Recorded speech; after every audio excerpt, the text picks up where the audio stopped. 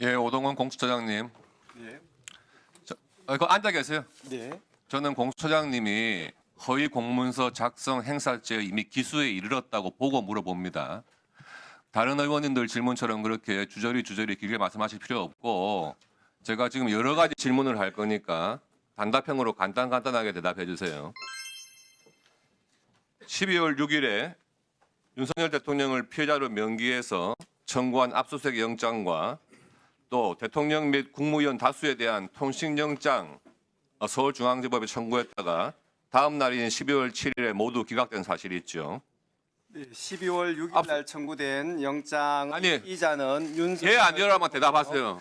기각된 적 있죠? 네. 그래서 압수수색 영장의 대상 장소하고 대상 물건이 뭐였습니까?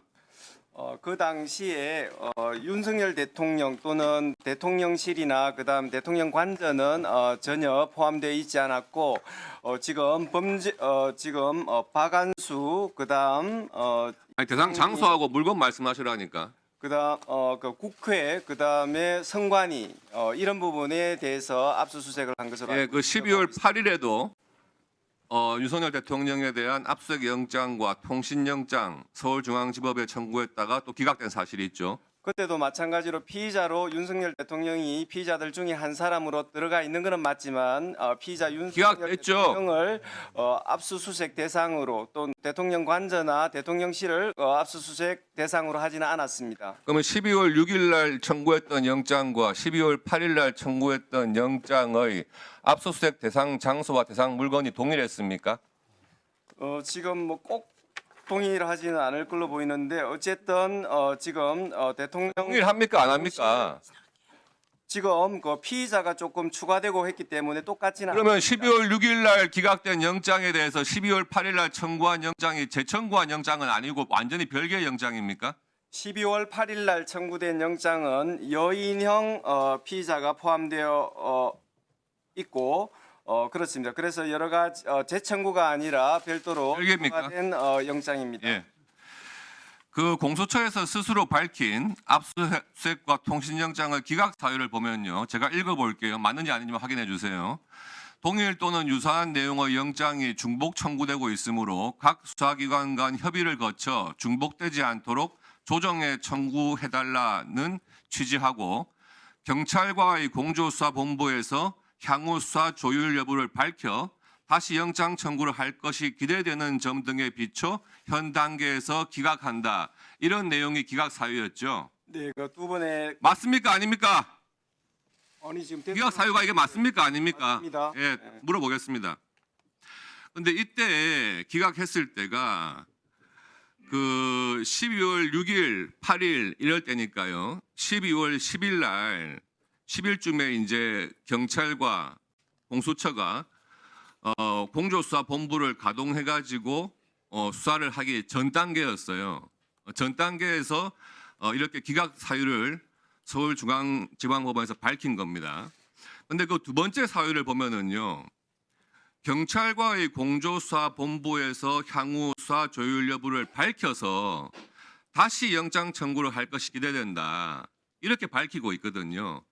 당시에는 공수처의 대통령의 내란죄에 대한 수사 권한이 과연 있느냐에 대해서 당연히 의문이 들고 있었고 경찰만이 대통령에 대한 내란 수사 권한이 있다 해서 지금 공조수사본부를 꾸려가지고 수사를 할 것이다. 이렇게 지금 진행되고 있던 상황이었어요.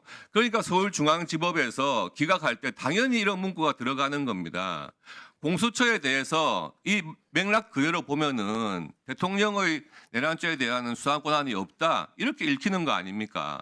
다시 물어보겠습니다. 법원에서 공수처 물어볼게요. 내란죄 수사권이 없다는 부분 끝나고 입장을 이야기하세요. 없습니다. 12월 20일에 그 서울 동부지법에 김용현 전 국방장관에 대해서 체포영장 청구했다가 기각된 사실이 있죠. 네.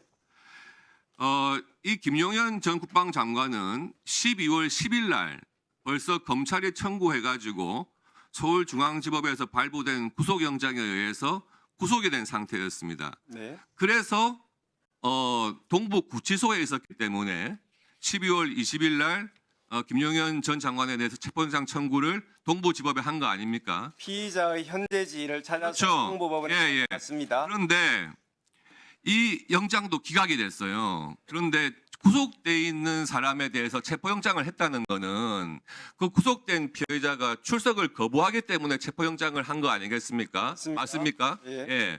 그런데 통상적으로 이런 경우에는 대부분 체포영장이 발부가 되죠. 그런데 이 구속돼 있는 사람을 소환 조사하기 위해서 청구한 체포영장까지도 기각이 됐단 말이에요. 서울동부지법에서. 그 기각 사유가 뭐였습니까? 뭐 지금 정확하게 기억하지는 못하는데 뭐 내란죄 수사권이 없다는 그런 부분하고는 전혀 관계 없는 부분입니다. 다시 한번 말씀해 보세요. 내란죄 수사 권한하고 전혀 관계가 없어요? 제가 그 자료를 지금 출석 요구에 응하지 아니하거나 응하지 아니할 우려가 있다고 단정하기 어렵고 이 사건 피의 사실의 내용, 수사 진행 경위 등을 고려해서 기각한다 그런 취지입니다. 그런데 이 기각 사유를 왜 검찰에 송치하면서 기각 사유 부분을 가리고 송치를 했습니까?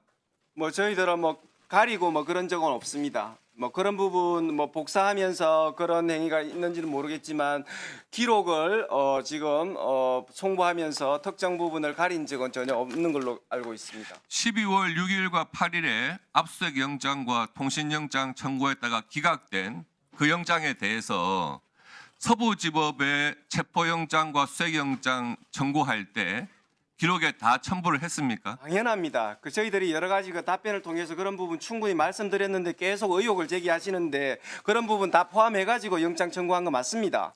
그러면 검찰에 송치하실 때 이 6일과 8일의 영장 이런 부분에 대해서 다 첨부해가지고 사건 송치하신 건 맞습니까? 의원님 당연합니다. 예. 알겠습니다.